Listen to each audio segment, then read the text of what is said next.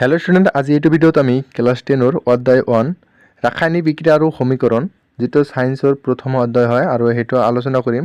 আৰু এইটো চেনেলৰ আজি মূল টপিকটো আছে যে আমি এইটো চেপ্টাৰৰ যিবিলাক প্ৰশ্নাৱলী কোৱেশ্চন আছে সেইবিলাকৰ উত্তৰ দিম আৰু তোমালোকৰ অনুশীলনীবিলাকৰো উত্তৰ দি দিম।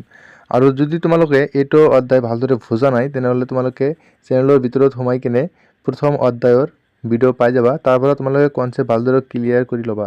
কাৰণ যদি তোমালোকে মুখস্থ কৰা তেনেহ'লে তোমালোকে মেট্ৰিকত এমচিকিউবিলাক ভালদৰে নাপাবা। আৰু তোমালোকৰ যদি সায়েন্সে পঢ়াৰ ইচ্ছা আছে সায়েন্সত তোমালোকে ভালদৰে পঢ়িব নোৱাৰিবা। সেইকাৰণে আগৰ পৰা তোমালোকে কনচেপ্টবোৰ ক্লিয়াৰ কৰি ৰাখিবা যাতে তোমালোকৰ ভৱিষ্যতত সহায় হয়।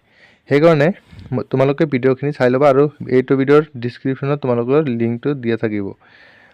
এতিয়া প্ৰশ্ন নম্বৰ 1, বায়ুত দহনৰ আগতে মেগনেছিয়ামৰ ফিটা এডাল পৰিষ্কাৰ কৰি ল'ব লাগে কিয়?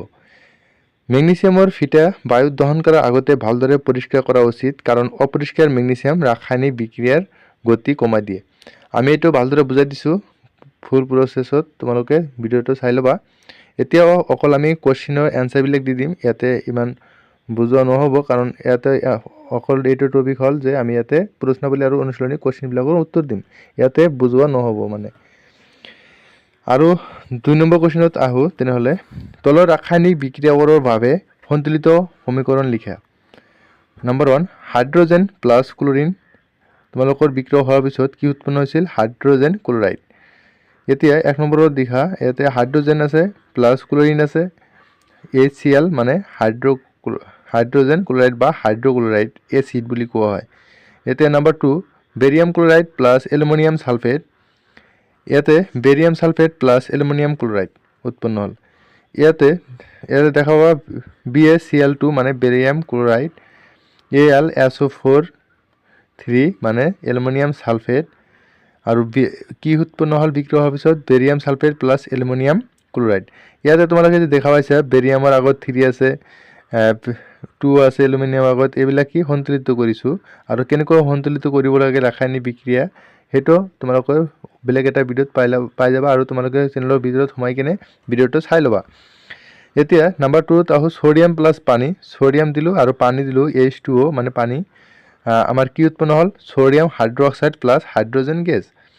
তলৰ বিক্ৰিয়াবোৰৰ বাবে অৱস্থা চিহ্ন সহ একোটা সন্তুলিত ৰাসায়নিক সমীকৰণ লিখে। বেৰিয়াম ক্লৰাইড আৰু ছ'ডিয়াম সালফেটৰ জলীয় দ্ৰব্যৰ মাজত বিক্ৰিয়া ঘটি অদ্ৰাব্য বেৰিয়াম সালফেট আৰু ছ'ডিয়াম ক্লৰাইডৰ দ্ৰব্য প্ৰস্তুত হয়। 2 নম্বৰটো আছিলে ছ'ডিয়াম হাইড্ৰক্সাইডৰ দ্ৰব্য পানীত হাইড্ৰক্লৰিক এচিডৰ দ্ৰব্য পানীত সৈতে বিক্ৰিয়া কৰি ছ'ডিয়াম ক্লৰাইড দ্ৰব্য আৰু পানী উৎপন্ন হয়। ইয়াতে এনচাৰবিলাক আছে barium chloride plus sodium sulphate, barium sulphate plus sodium chloride. আৰু এইটো বিক্ৰিয়া তোমালোকৰ অধক্ষেপণ বিক্ৰিয়া বুলি কোৱা হয় বা দ্বিঅপহৰণ বিক্ৰিয়া বুলি কোৱা হয়। আৰু ইয়াতে বেৰিয়াম সালফেট তোমালোকৰ কি আছিলে? এটা বগা ৰঙৰ কি আছিলে? অধক্ষেপণ আছিলে। সেইখিনি ভালদৰে তোমালোকে বুজি ল'বা ভিডিঅ'খিনি চাই কিনে। নম্বৰ 2ত আহোঁ, sodium hydroxide plus hydrochloride acid, HCl মানে hydrochloride acid. Sodium chloride plus পানী উৎপন্ন হ'ল। প্ৰশ্নাৱলী আমি 2ত যদি আহোঁ, এটা পদাৰ্থ Xৰ দ্ৰব্যক বগা ৰং সানিবলৈ ব্যৱহাৰ কৰা হয়। পদাৰ্থ Xৰ নাম আৰু সংকেত লিখে। পানীৰ সৈতে পদাৰ্থ Xে কৰা বিক্ৰিয়াটো লিখে। X হ'ল পটাছিয়াম আৰু সংকেত হ'ল কেলছিয়াম অক্সাইড।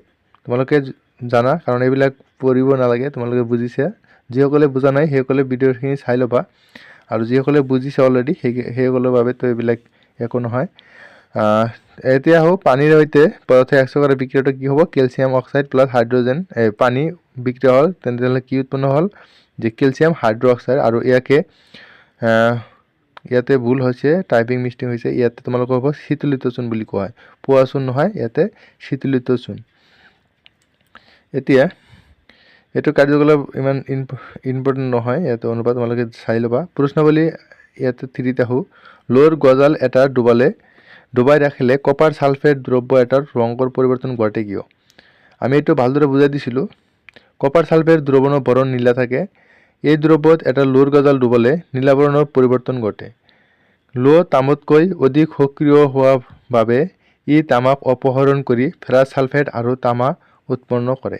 এতিয়া লো মানে Fe মানে আইৰণ প্লাছ কপাৰ ছালফেট যেতিয়া আমি বিক্ৰিয়া কৰাম তেতিয়া হ'ব ফেৰাছ ছালফেট প্লাছ কপাৰ ইয়াতে কপাৰতকৈ লো বেছি সক্ৰিয় হোৱা বাবে কি কৰিব যে লোই কপাৰক অপসাৰিত কৰি দিব আৰু সেইকাৰণে কি হ'ব কপাৰ ছালফেট দ্ৰব্যৰ বৰণ কি হ'ব নীলা হ'ব এটোক অপহৰণ বা প্ৰতিস্থাপন বিক্ৰিয়া বুলি কোৱা হয় তোমালোকক পঢ়াইছো এতিয়া ইয়াতে এটা দ্বি অপহৰণ বিক্ৰিয়া উদাহৰণ দিছো আন এটা তোমালোকে চাই ল'বা তলৰ বিক্ৰিয়া কেইটা জাৰিত আৰু বিজাৰিত হোৱা পদাৰ্থসমূহ বাছি উলিওৱা এইবিলাক ইম্পৰ্টেণ্ট হয় এবাৰ 2025 মেট্ৰিকত আহিছিলে ইয়াতে সোডিয়াম ধাতু জাৰিত হৈছে আৰু অক্সিজেন বিজাৰিত হৈ সোডিয়াম অক্সাইড গঠিত হৈছে কপাৰ অক্সাইড বিজাৰিত হৈ কপাৰ আৰু হাইড্ৰোজেন জাৰিত হৈ কি হৈছে পানী গঠিত হৈছে এইবিলাক যদি বুজা নাই তেনেহলে তোমালোকে ভিডিওখিনি চাই ল'বা লিংকত দি দিম কাৰণ তোমালোকে বুজিলে এইবিলাক পঢ়িব নালাগিব কাৰণ এই বুজিলে অটোমেটিক্যালি তোমালোকে পাই যাবা